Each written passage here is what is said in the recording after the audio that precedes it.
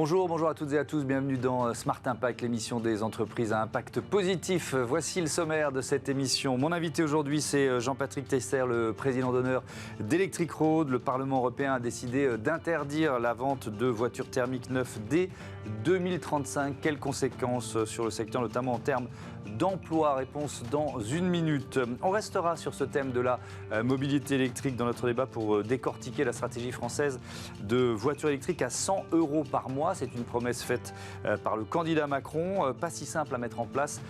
Vous verrez. Et puis la start-up éco-responsable du jour, c'est Karma, premier moteur de recherche dédié à la protection du vivant. Voilà pour les titres. On a un peu moins de 30 minutes pour les développer. C'est parti, c'est Smart Impact.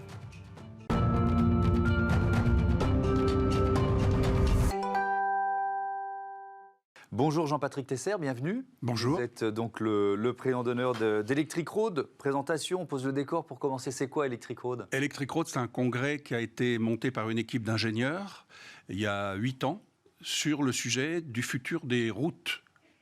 En prévision justement du développement de la mobilité électrique. Donc avec tout ce qui concerne les infrastructures et notamment tous les problèmes de la charge. Car, comme vous le savez, le problème aujourd'hui, ce n'est plus le véhicule électrique. Il existe, il a maintenant toutes les caractéristiques d'un véhicule confortable et fiable. Mais le vrai sujet aujourd'hui, c'est de développer tout ce qui va autour du véhicule. Il y a eu 6 éditions. La 7e, c'est demain, au Palais des Congrès de Bordeaux.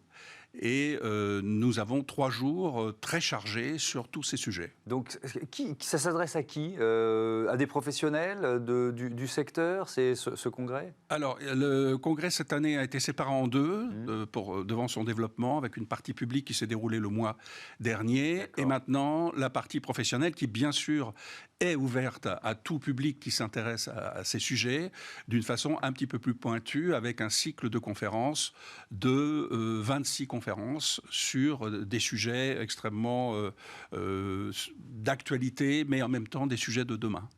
Et la dernière journée de ce séminaire Electric Road, elle est dédiée à l'emploi. C'est évidemment l'un des enjeux majeurs de la fin des véhicules thermiques. Alors, il y a 2 façons de voir la question. Il y a la façon négative en disant combien d'emplois vont disparaître, et puis on peut aussi se dire combien d'emplois vont être créés. Vous voyez ce que je veux dire? Bien sûr. Si vous voulez, le problème de l'emploi, il est très particulier, surtout en ce moment. Vous avez remarqué que le problème de l'emploi, il ne touche pas que la filière automobile. On a un curieux problème avec, au fond, quelque part, des gens qui ne veulent plus travailler de la même façon. C'est très curieux. Dans le monde automobile, il y a deux aspects. Le premier aspect, c'est qu'un moteur électrique prend beaucoup moins de temps à assembler, nécessite moins de pièces qu'un moteur thermique. Donc, du côté amont, du côté production, on va laisser sur le côté à peu près 50% d'emplois, ce qui est quand même colossal. Et puis ensuite, il y a, comme vous le savez, les modèles économiques dans le monde automobile, ils sont plus basés sur l'aval, c'est-à-dire l'entretien, le SAV des voitures. Et là, une voiture électrique ne nécessite quasiment aucun soin. Donc, du coup, c'est toutes les professions qui sont en aval du marché qui vont terriblement en souffrir. Alors ça, c'est pour la partie négative, parce que, évidemment, il va falloir réorienter les gens, monter des nouvelles unités de formation, etc. Ce qui est en train de se faire. En revanche, on peut tout à fait se rassurer quelque part. Parce qu'il y a des filières qui vont se créer et il y a d'autres sources d'emploi qui vont apparaître, c'est ça? Pas seulement. Vous avez raison. Alors, dans l'informatique, l'électrotechnique, évidemment, tout ça, c'est des emplois nouveaux qui arrivent. C'est pas simple, parce que les entreprises qui sont dans ces activités ont du mal à recruter. Elles sont déjà en tension, c'est ce que j'allais vous dire. Comme les restaurants, hein, c'est assez universel. Mais il y a aussi autre chose. Et là, je passe un message qui, à mon avis, est très important.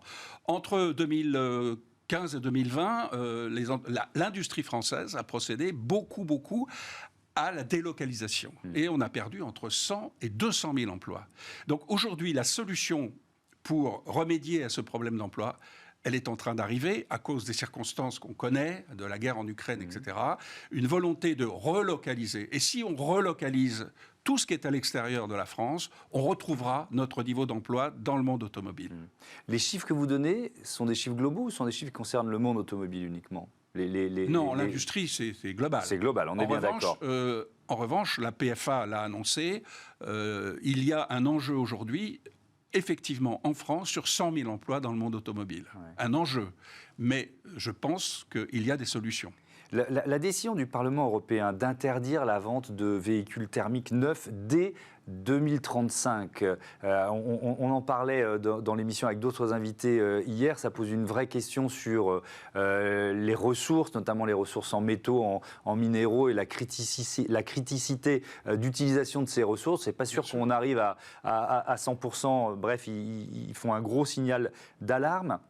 Mais sur l'accélération, parce que là, 2035, c'est ultra rapide. On parle de quoi? D'un choc à encaisser? Comment vous l'anticipez, ce choc? Déjà, je voudrais dire que c'est une décision qui est difficile à avaler. On l'a vu, il y a des prises de position qui sont assez violentes. Mais malheureusement, moi, je fais partie des gens qui pensent que c'est une décision obligatoire. Il faut frapper fort et mettre un coup d'arrêt à ce développement sans limite qu'on connaît depuis la fin de la guerre. Donc, cette décision-là, moi, je la salue. Elle est très contestée. Vous savez que l'Allemagne vient de la contester en disant « oui, d'accord, mais pas nous ». Donc, si ça commence comme ça va être compliqué. On va rassurer les gens également à cette antenne en disant qu'on aura toujours le droit de rouler en voiture thermique. Et il faut noter une chose, c'est que c'est l'achat de véhicules neufs, je le rappelle. Voilà, ça concerne uniquement les achats de véhicules neufs, mais quand on achète une voiture en 2034, on a le droit de rouler avec pendant encore 10 ans. Ouais. Et puis, il y a autre chose, c'est que cette interdiction, elle concerne non pas le moteur thermique, mais les carburants fossiles. Ça veut dire quoi? Ça veut dire qu'aujourd'hui, on est en train de travailler sur l'hydrogène en tant que carburant, sur des carburants issus d'autres sources qui ne sont pas fossiles. Et donc, on pourra peut-être sauver les chaînes d'assemblage des constructeurs actuels qui ont des chaînes qui coûtent des milliards, des chaînes d'assemblage de moteurs thermiques, en utilisant d'autres carburants. Vous voyez, moi, je défends la voiture électrique tout en disant ça ne sera pas forcément la panacée. Il y aura peut-être plusieurs énergies, dont l'hydrogène et dont des carburants synthétiques qu'on est en train de développer. Oui, bien sûr. Il y a une vraie recherche qui avance d'ailleurs assez vite. Donc, ça veut dire que je pourrais m'acheter une voiture thermique à condition qu'elle roule à un biocarburant. Ah, bien sûr, il n'y a aucune interdiction. Ce sera l'idée. L'idée de la réorientation de la formation, je ne vous demande pas de rentrer dans les détails, mais c'est quoi les grands principes? Parce que là, j'imagine des salariés du secteur automobile qui disent « Ok, d'accord, mais est-ce que je vais pouvoir me former aux nouveaux métiers qui apparaissent ?» Comment cette bascule peut se faire? Ça va être très compliqué. Ouais. C'est-à-dire que le mécano de village avec son mégot et son tournevis, ça va être très compliqué de le transformer en électricien. Ouais. Par ailleurs, il faut trouver d'autres sources de profit pour tous les garages et toutes les SAV des véhicules, parce que, encore une fois, il n'y a plus de vidange, il n'y a plus de courroie, il n'y a plus de soupape. Bien sûr. Alors, qu'est-ce qu'on fait? On gonfle les pneus, on vérifie les plaquettes de frein, mais une voiture électrique, ça n'use pas beaucoup les plaquettes de frein. Donc, il faut trouver des métiers d'accompagnement. Il y a vraiment une mutation très, très importante qui va se produire. Ouais. Et c'est vrai qu'on va plutôt accueillir des nouveaux entrants qui, eux, vont être formés sur l'électromobilité, etc. Ouais. Et on va avoir un problème sur peut-être les emplois d'un certain âge. Le mécano de 45 ans, 50 ans, ça va être un peu compliqué. Donc ça suppose des mesures d'accompagnement que je crois l'Europe a intégrées à son dispositif. Mais si on parle par exemple de nouvelles filières, c'est vrai qu'il y a la question des batteries, il y a la question du recyclage des matériaux, il y a une économie circulaire autour des véhicules électriques qui existe peut-être déjà et qu'on peut développer. Oui, dans les infrastructures, dans ce qu'on est en train de créer. Vous savez que nous, on travaille beaucoup sur la route électrique, et ça, c'est absolument passionnant, qui serait justement une solution pour éviter de gaspiller nos minerais et nos ressources en faisant des milliards de tonnes de batteries, c'est-à-dire les routes qui vont permettre un jour de charger les véhicules pendant qu'ils roulent. Et ça, c'est un des sujets phares de Congrès Electric Road, qui va ouvrir demain. On travaille avec les plus grands spécialistes français qui ont travaillé sur ce sujet, qui va être un sujet européen qui a été mis en route par la France en octobre dernier. Donc là, on a vraiment un sujet d'avenir qui va créer des emplois illimités. Ça rentre dans ce qu'on appelle les systèmes de transport intelligents, ça? C'est ça, c'est le ERS, c'est-à-dire Electric Road System. Et le monde entier est en train de travailler, notamment la Suède, l'Allemagne, la Corée, et la France, qui était un petit peu en retard, est en train de rattraper son retard, et on compte beaucoup, tous, pour alléger le coût aussi d'une voiture. C'est-à-dire que si vous avez une voiture avec une plus petite batterie, parce qu'au fond, dès qu'elle est sur la route, elle peut se raccorder à la charge, ça sera une voiture moins chère. Aujourd'hui, on a un très gros problème aussi dans la voiture électrique de coût. Une voiture électrique, ça coûte encore trop cher. Donc il faut chercher par tous les moyens. Alors on peut baisser effectivement le prix de la batterie, mais on peut aussi trouver des systèmes qui permettront de charger. Stellantis est en train de faire des essais de charge directement dans le moteur. C'est-à-dire que l'énergie qui va sortir de la route ne passera même plus par la batterie, mais fera tourner le moteur comme un circuit 24 quand vous étiez enfant. Vous voyez, on met la voiture sur la route et elle avance toute seule. Et ben voilà, c'est fascinant. Merci beaucoup et vous m'offrez la transition puisqu'on va parler justement du leasing et de ce projet annoncé par Emmanuel Macron de pouvoir s'offrir, entre guillemets, une voiture électrique à 100 € par mois. Merci Jean-Patrick Tesser. Et donc bon Electric Road à partir de demain à Bordeaux, au Palais des Congrès de Bordeaux. Notre débat tout de suite.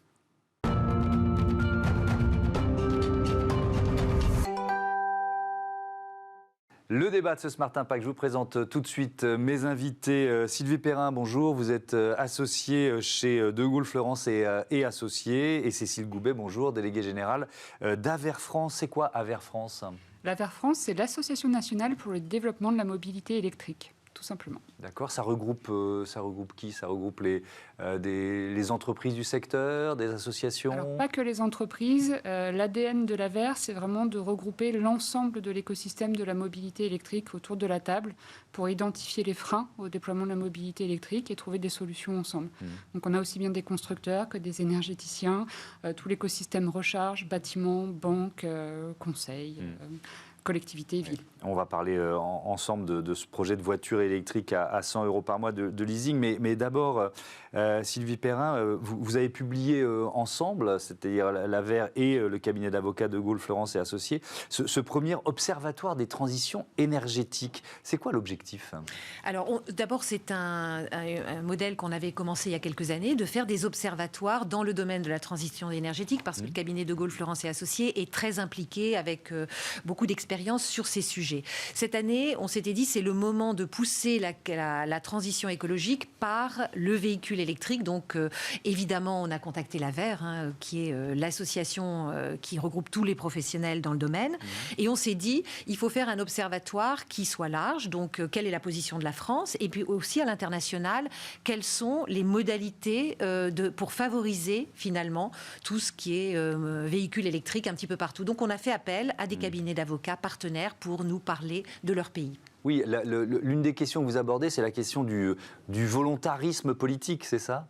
Alors oui, en effet, d'un côté, il y a un volontarisme politique, parce que dire il y aura un véhicule à 100 € par mois, alors ça ne veut pas dire grand-chose, parce que 100 € pour qui, comment, quelles conditions, mais on verra comment ça se met en place. Mais déjà, c'est une bonne annonce volontariste. Ensuite, on voit quand même qu'on a un lobby fort des constructeurs, parce que récemment, vous le savez probablement, dans le Fit for 55, ça a été débattu au Parlement, et le Parlement, le 8 juin dernier, a décidé finalement que c'était la fin des véhicules diesel, thermiques et même hybrides en 2035. Véhicules neufs, hein. Pour les véhicules neufs, tout à fait. Pour les véhicules neufs, les autres, certainement, il y aura des pénalités à les avoir. Donc, de toute façon, 2035, il est très probable que ce soit pour tous les véhicules. Mais vous avez raison, la politique européenne porte sur les véhicules neufs. Ouais. Donc, ce système, cette proposition d'Emmanuel Macron d'une voiture électrique à 100 € par mois, en quoi ça consiste ? Est-ce que c'est si simple à mettre en place ? Alors, si c'était si simple, on aurait déjà le mécanisme sur la table avec les règles de fonctionnement déjà claires pour tout le monde. Donc, pour l'instant, effectivement, il n'y a pas d'annonce officielle sur la façon dont ça va fonctionner. À notre sens, il y a vraiment deux éléments. Il y a aujourd'hui la question, en fait, la mobilité électrique, c'est assez récent finalement. Les premiers véhicules sont arrivés en concession fin 2010. On commence à avoir des véhicules depuis fin 2019 qui peuvent complètement remplacer le véhicule principal du foyer. Donc ça répond aussi à une demande de foyer où il n'y a qu'un seul véhicule multifonction. Donc on a une offre, mais une offre de véhicules neufs. Donc il y a un enjeu très important qui est celui du marché de l'occasion. Et ce marché de l'occasion, il est alimenté par les flottes d'entreprises. Et c'est pour ça que le lien avec les objectifs de verdissement des flottes d'entreprises est très important, parce que derrière, ça permet d'alimenter le marché de l'occasion. Et après, il y a cette question de leasing, donc de véhicules à 100 euros par mois, où effectivement, il va falloir voir quelle forme ça prend. Est-ce que c'est le versement d'un premier loyer? Est-ce que les véhicules d'occasion sont inclus ou pas dans ces modalités-là? Est-ce qu'on va se concentrer sur certaines catégories de grands rouleurs, de niveau de revenus, etc. Tout ça, ça reste encore à définir. Sylvie Perrin, est-ce que c'est un casse-tête potentiel quand on entend cette mesure, on se dit OK, il y a du volontarisme politique, mais après, est-ce que c'est réaliste? Alors, c'est réaliste, je pense. On peut avoir du leasing. À partir du moment où il y a un soutien de l'État et une vraie politique volontariste, ça pourra se mettre en place. Il n'y a pas de difficulté. Quand il y a des urgences, on sait que nos gouvernements peuvent traiter les urgences. Donc il faut que ce soit considéré comme une urgence. Ce qu'on sait, c'est que ça viserait à peu près 100 000 véhicules.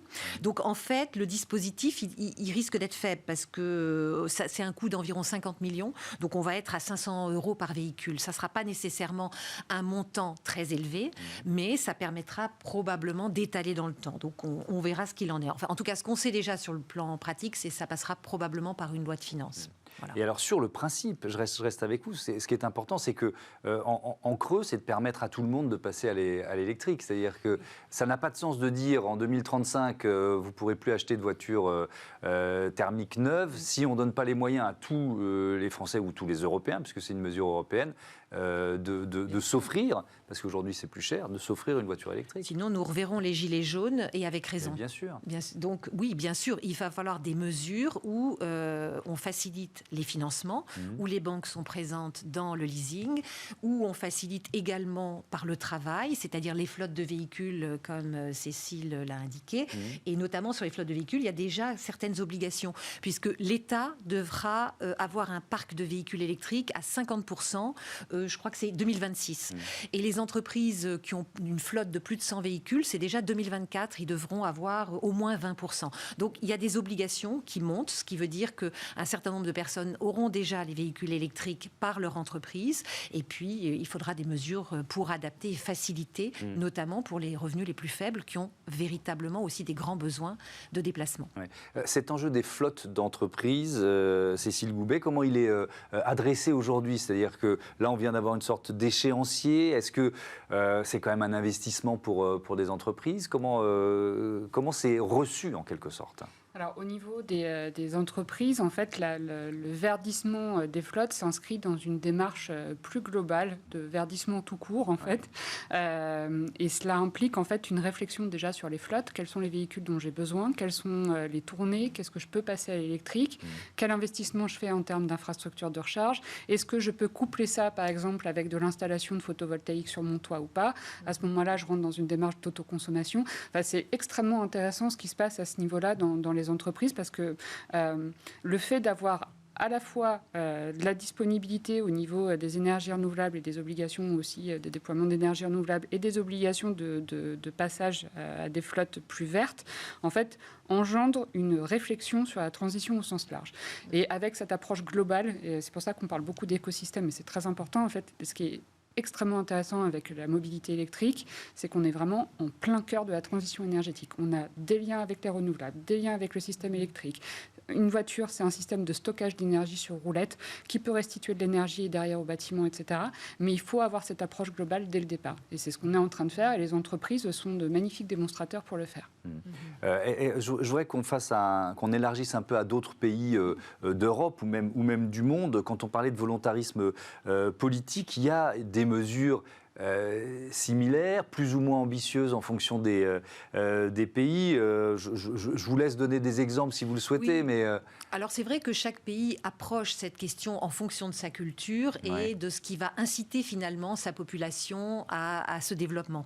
Ce qu'on remarque, c'est par exemple par cet observatoire que l'Allemagne a trouvé des façons intelligentes de faire, par exemple de permettre que les véhicules électriques puissent circuler sur les voies de bus, ou bien qu'il y ait des places de parking qui soient dédiées aux véhicules électriques. Alors ça n'a qu'un temps, parce que quand on aura tout un parc de voitures électriques, on ne pourra pas tous circuler sur les voies de bus et on ne pourra pas avoir les places de parking. Mais en tout cas, ça facilite. Si on prend par exemple l'exemple parisien, je trouve que ce serait une excellente mesure pour démarrer et avoir davantage de véhicules électriques.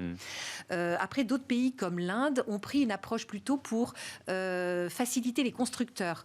Le résultat des courses, c'est qu'on a 400 constructeurs aujourd'hui qui sont vraiment sur le marché du véhicule électrique, parce qu'il y a eu une simulation très importante. C'est un projet industriel en quelque sorte. C'est un vrai projet industriel, voilà.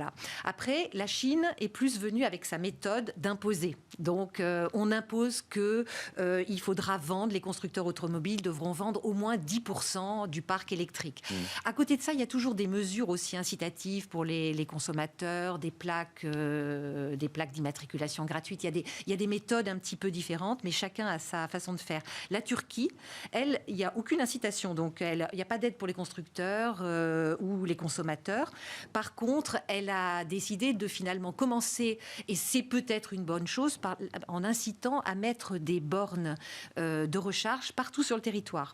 Donc, finalement, par cette méthode-là, la Turquie fait appel aux investissements privés et justement, Tesla va déployer sur tout le territoire turc des bornes. Et ensuite, peut-être dans un deuxième temps, ils passeront aux véhicules électriques. Voilà, donc il y a des méthodes très différentes un peu partout selon la culture des pays. Cécile Goubel, une des conséquences de ces mesures, évidemment, c'est un marché qui est déjà en forte croissance, qui le sera encore plus dans les prochaines années. On parlait hier dans cette émission avec l'Institut national de l'économie circulaire de la question des ressources en métaux, en minéraux. Est-ce que finalement, dans cette bascule vers la mobilité électrique, il nous disait c'est l'angle mort des politiques publiques. Est-ce que vous le ressentez comme ça ? Alors, ce sujet il est extrêmement important et on peut le voir sur deux aspects. Le premier, c'est ce qu'a très bien fait l'Agence internationale de l'énergie, c'est le déplacement, on va dire l'indépendance énergétique. C'est-à-dire qu'en gros, tout ce qu'on va électrifier, ce sont des millions de barils de pétrole en moins importés par jour. Voilà. Donc, et ça contribue à l'indépendance énergétique de tous les pays qui passent à l'électrification. Et après, il y a la question des matériaux. Et ça se traite d'une part par le sourcing, par l'éco-conception, par le recyclage. Et il y a Eurométaux qui a sorti une étude il n'y a pas très longtemps qui montre que si on met bien toutes les conditions en place au niveau de transition énergétique globale, renouvelable, mobilité électrique, etc., avec des bonnes conditions de recyclage, on arrive à un niveau d'indépendance en termes de sourcing des matières qui est vraiment très conséquent. Par contre, il faut le faire maintenant. Il faut vraiment adresser cette question dès à présent. Ça, c'est le message que tout le monde tient. Il y a urgence, il faut s'y mettre maintenant. Merci beaucoup à toutes les deux. On passe à Smart Ideas, notre rubrique consacrée aux startups éco-responsables. Merci beaucoup.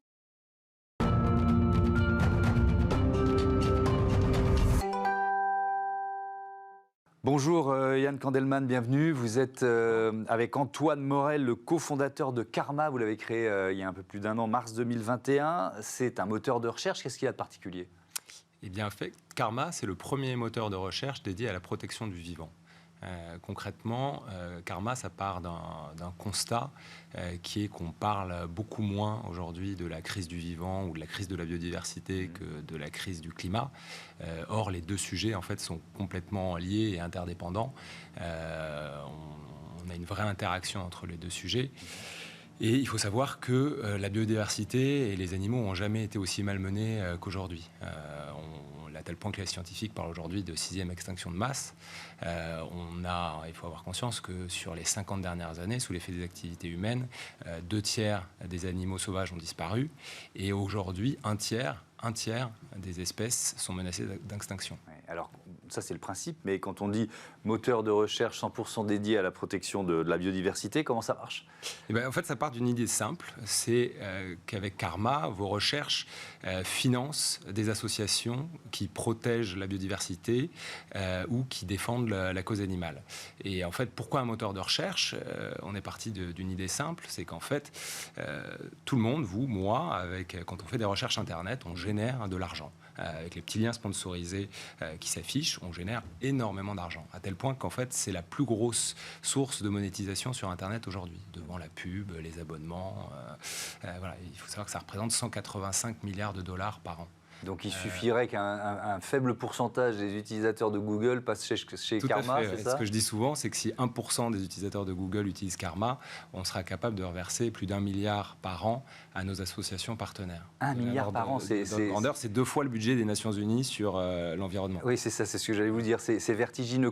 Quelles associations? Vous avez choisi plusieurs associations? Tout à fait, on a la chance de travailler avec 3 associations extraordinaires. On travaille avec l'ASPAS, l'association de protection des animaux sauvages, qui est un des pionniers du réensauvagement en France. Il rachète des terrains pour les protéger et que la biodiversité reprenne ses droits. On travaille également avec Notre Affaire à tous, qui sont à l'origine de l'affaire du siècle, mais qui ont aussi tout un travail qui s'appelle Justice pour le vivant, pour faire reconnaître le crime d'écocide et mieux protéger la nature. Et L214, qui sont bien connus pour leurs vidéos choc, mais qui ont tout un travail de pédagogie pour essayer de sortir au plus vite de l'élevage intensif, qui est en fait une des principale cause de l'effondrement de la biodiversité. Ouais. C'est un engagement, c'est presque j'allais dire un engagement politique, mais d'une certaine façon, oui. Oui, d'une certaine façon, il faut savoir que Karma, donc on reverse 50% du chiffre d'affaires à nos associations partenaires, mais en fait on va au-delà de ça, puisque Karma est la première entreprise, en tout cas une des premières entreprises en France, à but non lucratif, c'est-à-dire qu'on ne versera jamais de dividendes. 100% des bénéfices de l'entreprise seront soit réinvestis dans le projet pour le faire grossir plus vite, pour pouvoir communiquer, développer de nouvelles fonctionnalités, ou reverser en supplément des 50% du chiffre d'affaires à nos associations partenaires. Ouais. Mais alors, c'est quoi le modèle économique? Là, j'ai compris effectivement cette logique, mais moi, utilisateur, je vais payer quelque chose, ça reste gratuit? C'est totalement gratuit, c'est vraiment comme Google, et le changement se fait très simplement en quelques clics. Sur votre ordinateur, vous allez sur karmasearch.org, sur mobile, vous allez dans l'App Store télécharger l'appli Karma Search, et en fait, ça va venir remplacer Google gratuit. Mais donc, l'argent vient de quoi? Des bannières, de la publicité, quoi? Des liens sponsorisés. C'est vraiment le même business model que tous les autres moteurs de recherche. C'est quand vous faites une recherche, sur certaines recherches, les premiers liens sponsorisés sont financés par des annonceurs qui veulent faire remonter leurs résultats de recherche. Et il faut savoir qu'aujourd'hui, les gens ont tendance à penser que Google est le seul moteur de recherche qui fonctionne. Et ça, c'est toute la puissance marketing d'un géant comme Google, à tel point qu'aujourd'hui, on dit googliser quelque chose plutôt que rechercher quelque chose. Mais la réalité, c'est que d'autres moteurs alternatifs, dont le nôtre, fonctionnent très bien. Nous, on s'appuie sur Bing, qui est en fait la technologie de Microsoft, dans laquelle ils ont investi des milliards de R&D, et qui est aujourd'hui déjà utilisé en propre ou en marque blanche par 117 millions d'internautes dans le monde qui en sont très satisfaits. Karma, c'est une société française. Oui. Ça change aussi un peu la donne, notamment en matière de protection des données. Vous en faites quoi de nos données, des données des utilisateurs? Alors, c'est une très bonne question, et c'est effectivement un point qui nous est très cher, c'est que notre positionnement n'est pas d'être un moteur privacy comme peuvent l'être d'autres, mais effectivement, on est beaucoup plus protecteur des données personnelles des utilisateurs. Par rapport à Google, il faut savoir que quand vous utilisez Google, si ça fait 15 ans ou 20 ans que vous utilisez Google, l'intégralité de vos recherches Internet, sauf à être allé jouer dans les paramètres bien cachés, est conservée et mise sous votre profil.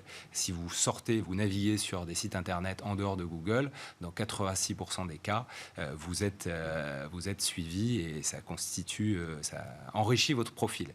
Chez Karma, pas de profil, les recherches sont effacées au bout de 18 mois, tout est encrypté, évidemment, nos serveurs sont en France. Voilà. Merci beaucoup, merci Yann Kandelman, et bon vent à Karma. Voilà, fin de cette émission. Merci à toutes et à tous de votre fidélité à Bismart.